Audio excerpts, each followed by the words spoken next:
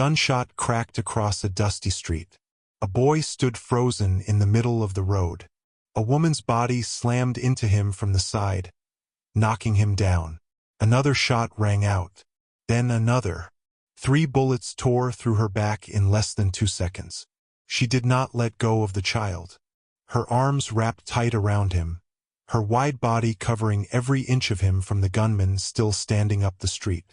Blood soaked through her dress and pooled in the dirt around the boy's small boots. The boy was 6 years old. His name was Samuel Hollister. The woman who took those 3 bullets was the maid his father barely spoke to. Her name was Marta. What that cowboy did next left every grown man on that street with his hat in his hands and his head bowed low. Stay with me on this one. To understand what happened next, you have to understand the Hollister Ranch.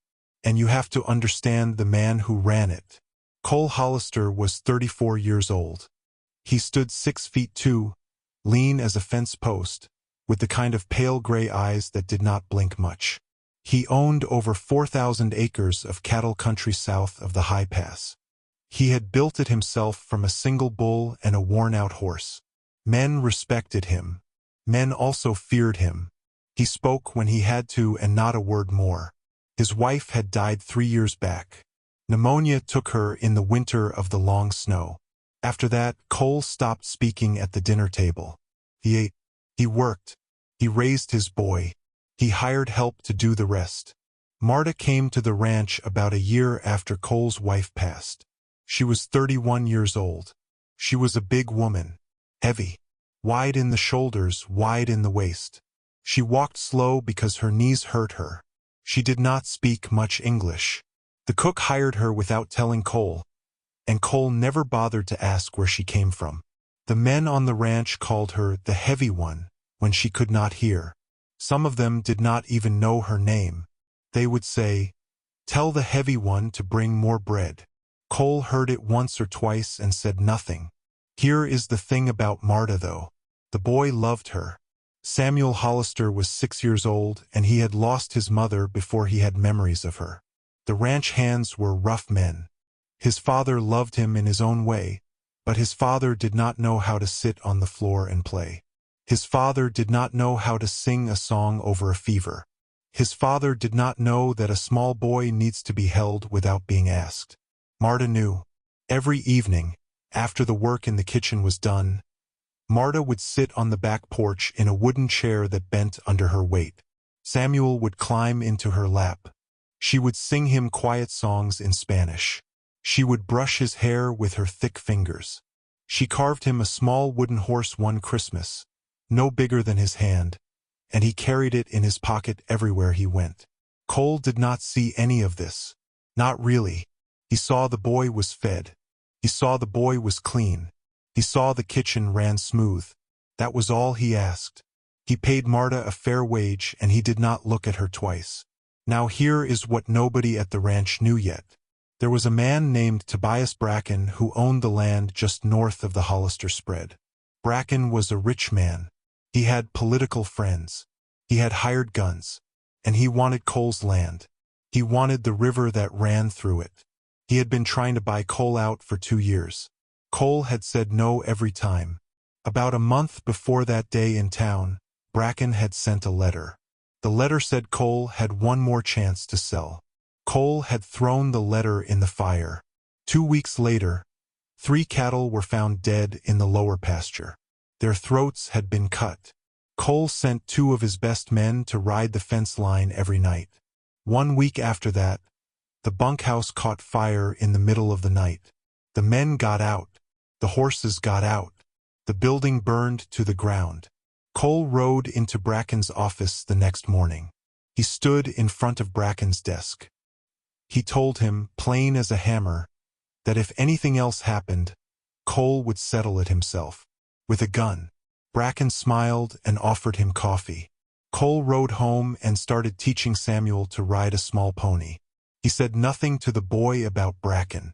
But every night, Cole slept with a loaded rifle by the bed. A week later, Cole had to ride out to the eastern range for 2 days. The herd had drifted. He could not take Samuel with him. He told Marta to keep the boy at the ranch. He told her not to go into town. He told her plain. But that morning Samuel got sick. A fever. Marta knew the boy needed medicine that was only at the apothecary in town. She knew the orders. She also knew the boy. She hitched the wagon. She put Samuel in the back, wrapped in 2 blankets. And she drove the 8 miles into town. She did not know that 3 men had been watching the ranch for 2 days. She did not know they were waiting for the cowboy to leave. Marta drove the wagon up Main Street and pulled up in front of the apothecary. She climbed down slow, her knees stiff from the long ride. She lifted Samuel out of the back. The boy was warm.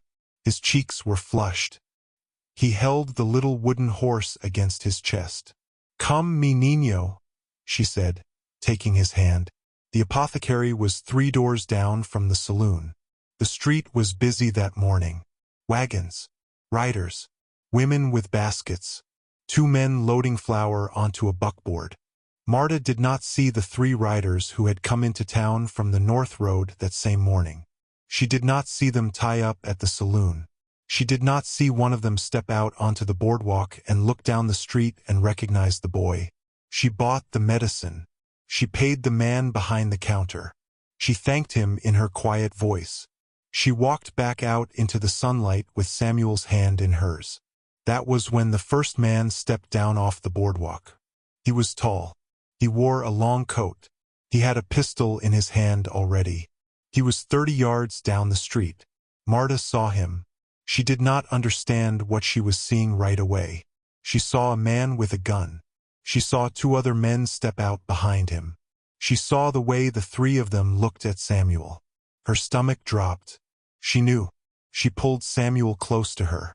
She tried to step back toward the wagon. The men started walking toward her. Fast. People on the street were starting to see it. A woman screamed. 2 men ducked into a doorway. Someone yelled to get the sheriff. The first gunman raised his pistol. He aimed it at the boy. Marta did not think. There was no time to think. She did the only thing her body knew to do. She spun her wide body in front of Samuel. She wrapped him in her arms. She squatted down so her body covered him completely, from head to foot. The first shot hit her in the shoulder. She did not move. She tightened her arms around the boy. The second shot hit her in the back, near her ribs. She made a sound. A small grunt. That was all. The third shot hit her low, near her hip. Her knees gave. She went down. But she went down on top of the boy, still wrapped around him, still covering him. The boy did not have a scratch on him. The 3 gunmen had started to run forward to finish the job. They expected the woman to roll off. They expected to be able to put a bullet in the boy's head. What they did not expect was the man on the roof of the dry goods store. His name was Henry Gates. He was one of Cole Hollister's men. He had been sent into town that morning to pick up nails. He had been on the roof checking a busted shingle when he heard the first shot. He had a rifle. He had a clear line. Henry Gates put a bullet through the first gunman's neck before the man could take 3 more steps. The second gunman turned and fired up at the roof. He missed. Henry did not. The second gunman fell forward into the dirt. The third gunman ran. He sprinted for his horse at the saloon hitch. He got there. He got on. He spurred the animal hard and rode out of town at a full gallop, heading north. Henry came down off the roof. He ran to where Marta was lying. By that time, half the town was in the street. The doctor was already running from his office at the end of the block. 2 women were crying. A man was holding his hat in his hands like he had forgotten how to put it back on. Henry pulled Marta carefully. He was a strong man. He lifted her off the boy. Samuel sat up. He had his arms still wrapped around Marta's neck. He would not let go. "Marta," the boy said. "Marta, Marta." She tried to speak. Blood was on her lips. The doctor arrived. His name was Dr. Cady. He had been in that town for 20 years. He had seen a lot of bullet wounds. He looked at Marta. He looked at her wounds. He looked at her wide back where the blood was already soaking through the dirt beneath her. He said one thing. Get her to my office. Right now. Henry Gates picked her up. He could not lift her on his own.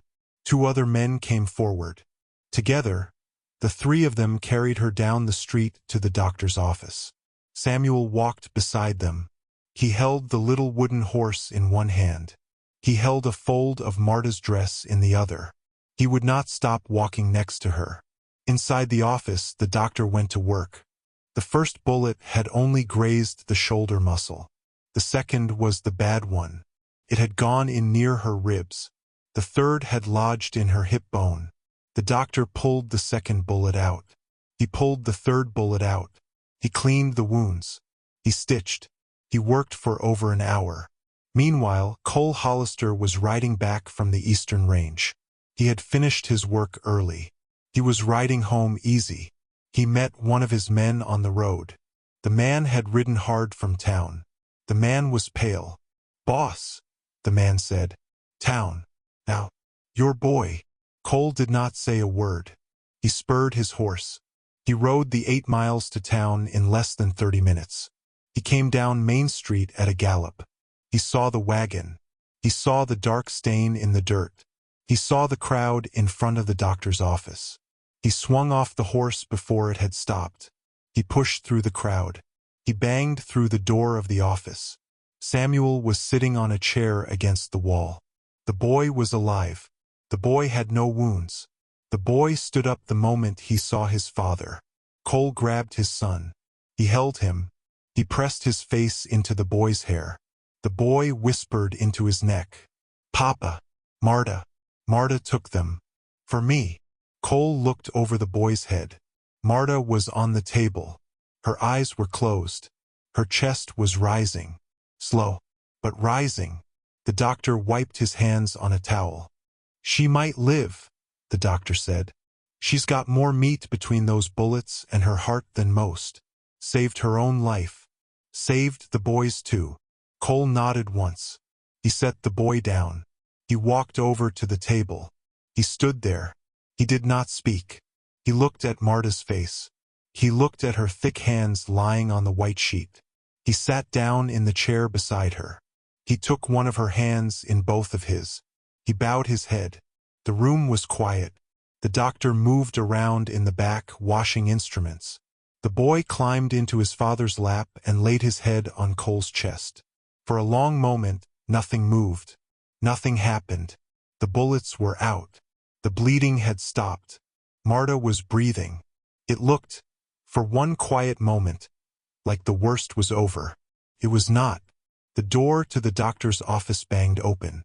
A man stood in the doorway with a shotgun in his hands. He was thick-shouldered. He had a red kerchief tied around his neck. He raised the shotgun and pointed it at Marta on the table. "Step away from her," the man said. Cole did not move at first. His son was in his lap.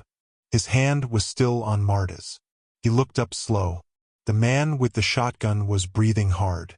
He had ridden in fast. He must have been the second wave. The man who escaped had sent him. "She saw the boys," the man said. "She can talk. Step away." Cole moved his son off his lap and onto the floor in one motion. He stood up. His coat fell open. He was wearing his sidearm. Now here is the thing about Cole Hollister. He did not draw fast. He drew sure. He had killed 2 men with a pistol in his life and he had not missed. The man with the shotgun knew this. You could see it in his eyes. He had been sent to finish a job by men who had not told him whose office he was kicking in. "Put the gun down," Cole said. Quiet voice. "Put it on the floor." The man hesitated. He looked at the table. He looked at Cole. He looked at Samuel on the floor by the chair.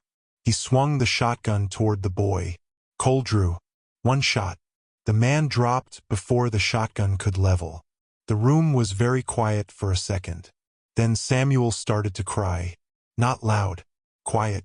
Cole picked him up. He held him against his chest. He looked down at the dead man on the floor. Dr. Cady stepped over the body. He locked the front door. He pulled the curtain over the window. He turned to Cole. "They sent 2 parties," the doctor said. They knew the boy would survive if they didn't finish it. Whoever wants your son dead does not stop at 3 men. Cole nodded. He knew. Outside, men were gathering in the street. Henry Gates kicked the door once and called through it. Cole let him in. Henry took one look at the body on the floor and another at Marta on the table. Bracken, Henry said. Bracken, Cole said. Now this is the moment the story turned. This was no longer about 3 gunmen and a wagon and a sick boy in town. This was a war. Tobias Bracken had decided to end the Hollister line. Not just push Cole off the land. End it. End the boy too. Because a boy grows up and a boy remembers and a boy comes back with a gun of his own. Cole understood that now. He looked down at Marta on the table. She had saved his son from the first 3. The man on the floor had been the 4th. There would be a 5th and a 6th. If you are still with me, do me one small favor. Hit that subscribe button.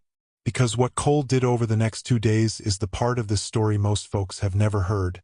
And it is the part that matters. Cole turned to Henry. Ride to the ranch, he said. Bring every hand we have. Bring rifles. Bring the wagon. We are not leaving this office until Marta can be moved. And when she moves under guard. Henry left. Cole knelt beside the table. He took Marta's hand again. He looked at Dr. Katie. She is staying alive?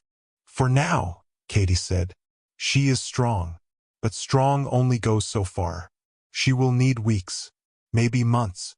If she catches a fever from one of those wounds, I cannot promise anything. Cole nodded. He sat with her. He held her hand. The boy slept on a cot in the corner. 2 of Cole's men stood at the windows with rifles. The town outside was quiet but watchful. Word had gone out. Bracken's men had tried to kill the Hollister boy. Bracken's men had killed the maid who saved him. Or close enough to killed her. Around dusk, Marta opened her eyes. She did not know where she was at first. She tried to lift her head. She could not. Cole leaned over her. You are safe. You are in the doctor's office. The boy is safe. Lie still. She blinked at him. Her lips moved. El Niño, she whispered. He is here, Cole said. He is sleeping. He is fine. She closed her eyes again. A small smile touched her mouth. Then she said something else, very faint. Cole had to lean down to hear. I knew them, she said. Cole stiffened. What? The men. The 3. I knew them. From before. Cole sat back. He looked at the doctor. The doctor shrugged. Marta breathed in slow. Then she told him. In broken English. In pieces. She had worked 10 years ago for a rancher down in the border country. That rancher had been Tobias Bracken's cousin. There had been a killing on that ranch. A man had been hanged for cattle theft who Marta knew had not done it. She had spoken up. She had been told to leave and never speak of it again. She had crossed north, hidden her name, taken work where she could find it. She had recognized the 3 men who came at her in the street. They had been Bracken's men 10 years ago, and they were Bracken's men still. Cole listened. He did not interrupt. When she was done, he sat very still for a long time. Then he stood up. He buckled his gun belt. He picked up his hat. He looked down at her. You rest, he said. I will come back for you. He walked out into the dark street. Henry Gates had arrived with 8 men. They sat on their horses with rifles across their saddles. They were waiting for orders. Cole swung up onto his horse. We ride to Bracken's, he said. Tonight. The Bracken Ranch was 12 miles north. The road ran along the ridge and dropped into a wide valley where Bracken kept his big house. Cole and his 9 men rode through the dark. Nobody spoke. The moon was full enough to see by. The horses moved easy. They came over the last ridge at about midnight. Cole stopped his men. He sat his horse and looked down at the house. There were lights in 3 windows. Cole turned to Henry. I want every man surrounding the house. No shooting unless someone shoots at us. I want every door covered. Send 2 men to the bunkhouse. Tell Bracken's hands that if they stay inside, no one gets hurt. If they come out with a gun, they die." Henry nodded. The men split off. Cole rode down to the front of the house alone. He sat on his horse 20 feet from the front porch. He did not draw his gun. He just sat there. He waited. After about a minute, the front door opened. Tobias Bracken stepped out. He was in a dressing gown. He had a small pistol in his hand. He saw Cole. He saw, behind Cole, the silhouettes of men with rifles on every side of his house. He stopped. "Cole," he said. His voice was tight. "Put the gun on the porch," Cole said, "or I will put a bullet in your stomach. And I will sit here and watch you die slow on that porch." Bracken put the gun down. "Come down off that porch," Cole said. "Walk to me." Bracken walked. When he was close enough, Cole spoke quiet, so that only Bracken could hear. "You sent 4 men to kill my son today. A woman took 3 bullets to save him. She is going to live. She remembers your cousin. She remembers what you did down in the border country. Do you understand me?" Bracken's face went white. He said nothing. "Now here is what is going to happen," Cole said. "You are going to ride back to town with me tonight. You are going to stand in front of the sheriff. You are going to confess to hiring the men who shot her. You are going to confess to the cattle killings. You are going to confess to the bunkhouse fire. You are going to confess to your cousins hanging the wrong man. Every word. Witnessed. Signed. And then," Bracken said. "And then you are going to sit in a cell," Cole said. "And the territory will decide what to do with you. And I am going to come visit you once a month. And I am going to ask you if you have anything more to say." Bracken looked at him.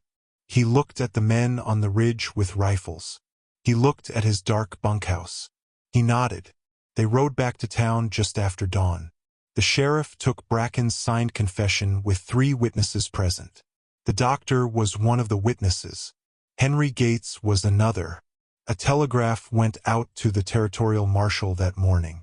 By noon, Bracken was in a cell. Cole walked back to the doctor's office. Marta was awake. She was sitting up a little, propped on pillows. The doctor had cleaned her wounds again. She was pale, but her eyes were clear.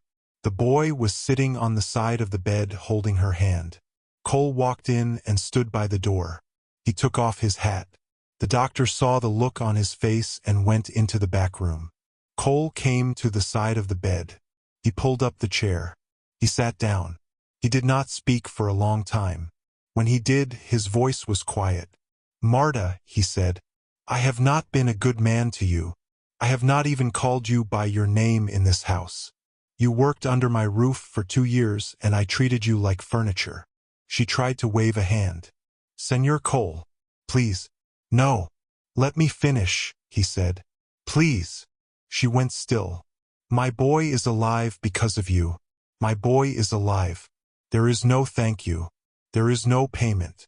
There is no gift I could put in your hand that means what you did. I know that." She watched him. She did not speak. "So I am going to do the only thing I can think of," he said. "I am going to ask you something, and you can say no. You can say no, and I will still build you a house on my land, and you will live there as long as you live, and you will want for nothing." "What are you asking?" she said. Cole looked at the boy on the bed. He looked back at Marta. "My son lost his mother before he could remember her face," Cole said. "He has been looking for one ever since. He found you. He chose you long before today. I am the one who was slow to see it." He paused.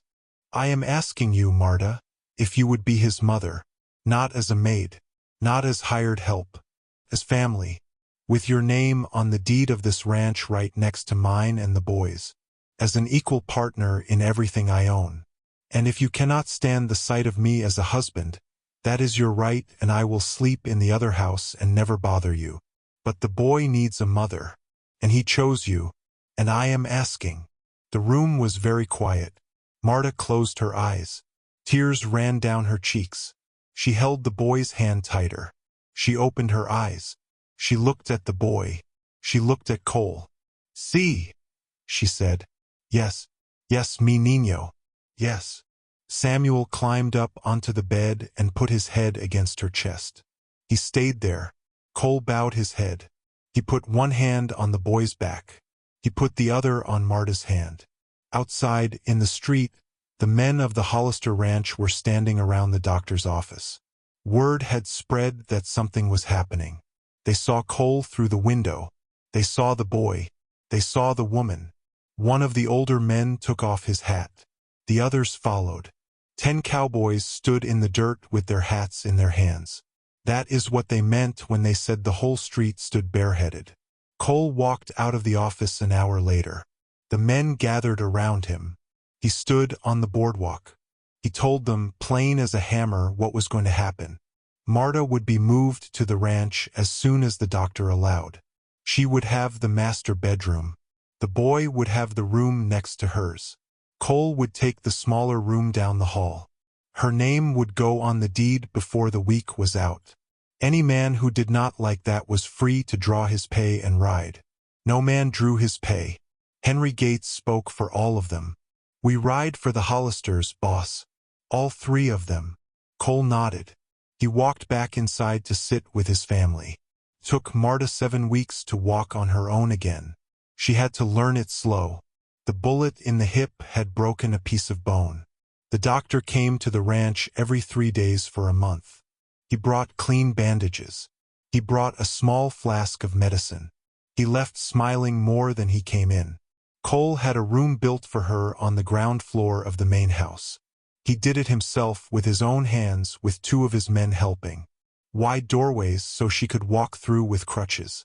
A window that faced the eastern range so she could see the sun rise. A small wood stove in the corner. She moved in on a Sunday morning. Samuel carried the little wooden horse in his pocket.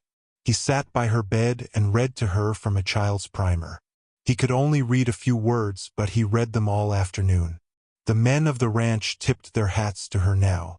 They did it the first day she was carried home. They did it every day after.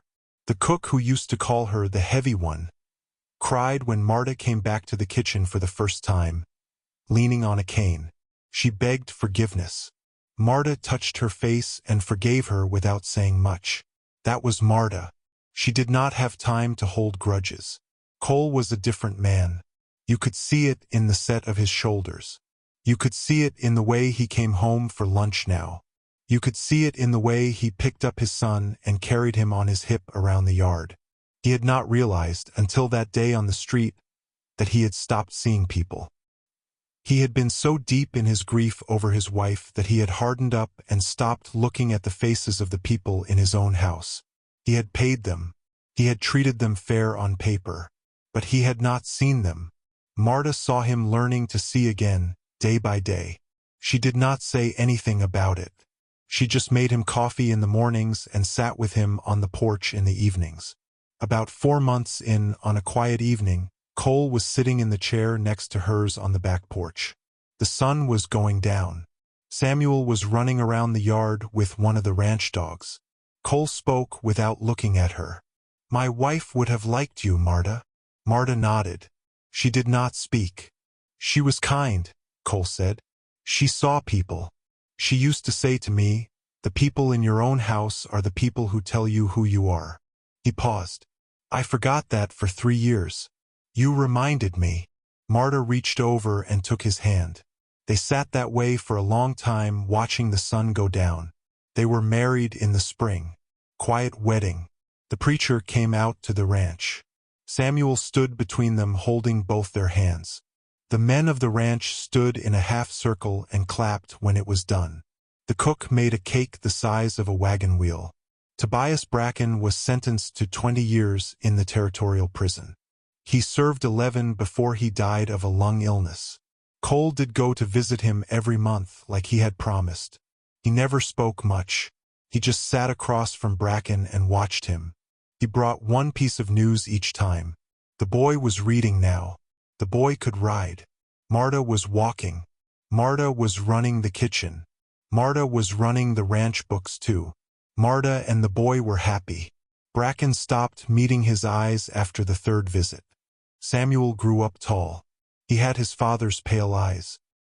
He had Marta's way of touching the small of a person's back to let them know they were not alone. He took over the ranch when he was 28 years old. By that time, the Hollister spread had grown to over 6,000 acres. Half of it was in his mother's name. Marta could not read or write much, but she could count cattle better than any man on the place, and she had a head for prices that the buyers came to respect. Marta lived to be 68 years old. The bullet wounds in her back never fully stopped aching her, especially in the cold. She walked with a cane to the end. She still carved small wooden horses. She made one for each grandchild. There were 7 by the time she passed. When she died, the whole valley came to the funeral. The ranch hands, the doctor's grandson, the shopkeepers from the town. Even the territorial governor sent a letter. They stood bareheaded in the dirt, the way the street had stood bareheaded that day in front of the doctor's office, when Cole Hollister had finally seen who Marta was. She was buried next to Cole's first wife. Cole asked for that himself while he was still alive. He said the two of them had raised his son and his son's life had been their gift to him and they belonged side by side. Cole was buried on the other side of Marta 7 years later. Samuel had 3 small carvings placed on the grave marker. A horse, a rose, and 3 small marks. The marks were for 3 bullets. If you walked past that grave today, you would see them. You would not know what they meant unless you knew the story. But the people in that valley knew. The maid no one looked at twice. The woman who took 3 bullets in less than 2 seconds. The mother of the Hollister line. The reason the ranch still stands. That is the story. And that is what the cowboy did.